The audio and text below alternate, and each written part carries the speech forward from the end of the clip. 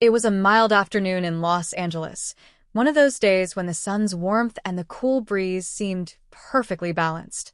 On Melrose Avenue, a quiet café stood as a refuge for those seeking a moment of peace.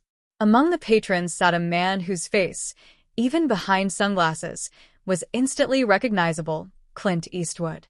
His decades in Hollywood had made him an icon, yet now, in his older years, the sharpness of his features had softened, though his presence remained just as commanding. As Clint sipped his coffee, his solitude was interrupted only by the occasional glance from passers-by who recognized him but hesitated to disturb his peace.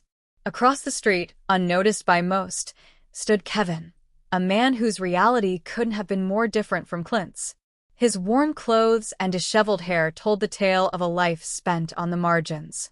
Days of struggling had led him to seek shelter behind a convenience store dumpster, and after going 2 days without food, his empty stomach gnawed at him as a cruel reminder of his situation.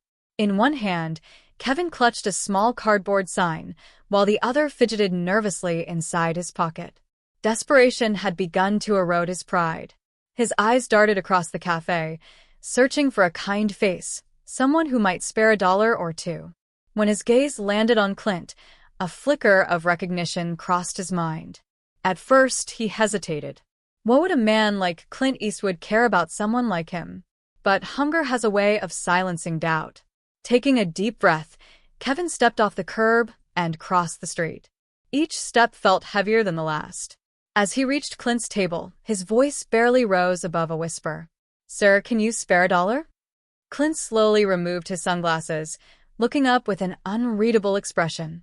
A silence stretched between them, making Kevin shift uncomfortably. Regret flooded over him. He was ready to mutter an apology and walk away.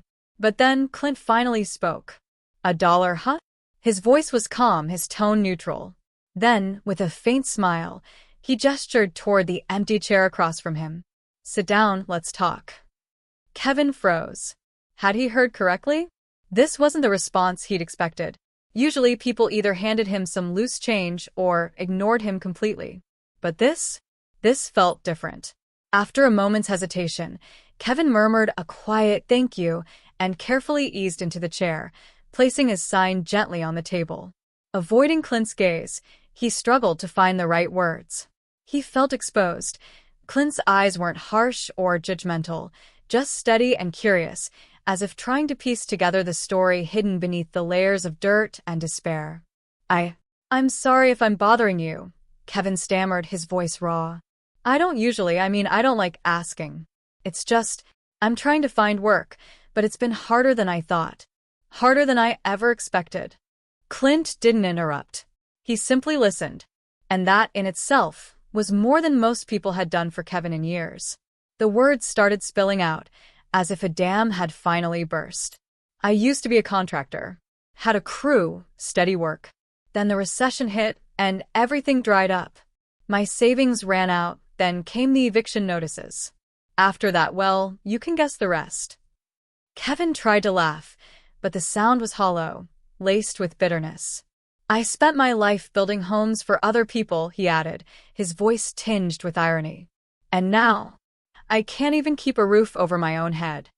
Clint leaned back in his chair, his expression softening. "What's your name?" he asked suddenly. Caught off guard by the simplicity of the question, Kevin hesitated. "Kevin." Clint nodded, repeating the name as if turning it over in his mind. "You know," he said after a moment, "I've played a lot of characters in my life. Cowboys, soldiers, detectives. And if there's one thing I've learned, it's this. Everyone's got a story." He paused, then added, "What's yours? And more importantly, what's the next chapter?" Kevin blinked, unsure how to answer. "The next chapter?" he echoed. I don't know. Right now, I just want to make it through the day." Clint shook his head. "That's not a chapter," he said firmly, though his voice wasn't unkind. "That's a sentence. You need a chapter, something to build on." Frustration bubbled up inside Kevin. He wanted to snap back, to ask Clint what he knew about struggle. But something about the man's presence made it hard to stay angry. Clint reached into his pocket, and Kevin braced himself, expecting a $1 bill and a polite dismissal. Instead, Clint pulled out a business card and slid it across the table. "Go here," he said, his voice steady.